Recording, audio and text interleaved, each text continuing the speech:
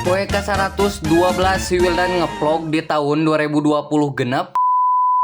Haga logo BGS Tigi, halo bestio. Selesai mandi langsung digosok-gosok si buukna soalna baseuhnya guys. Setelah eta teh langsung pakai deodoran, ieu teh rada di sensor seutiknya guys soalna wah sangat-sangat garu. Sabenerna mah da wajarnya guys lalaki da Jepri Nicole oge anu sakitu gantengnya cek batur mah. Daang roy garung kelek nama heus langsung we make parfum tah saenggeus make parfum teh Didi langsung ngerok jangot soalna geus lila trigerok si jangot nate meni asa geus balanya guys ari nyarugak seutik mah beda jeung kumis sok sanajan geus garung kitu ge angre dipiara moal dipiceun soalna eta teh pemanisnya lanjutnya guys Didi teh caritana Abi Lipe nya jadi afiliator kitungin anu ngapromosikeun barang-barang setelah Lipe teh langsung we nyekel kana motor soalna arek nganter mamah balanja da enggeus mandinya guys mantakan kacirina gitu bersih we kasep kitu rapih henteu rapih ketang buk nama da gondrong lanjut Didi teh langsung diotewekan ka warungna da warungna ge deukeut jadi Didi teh santai mau motorna moal digancangkeun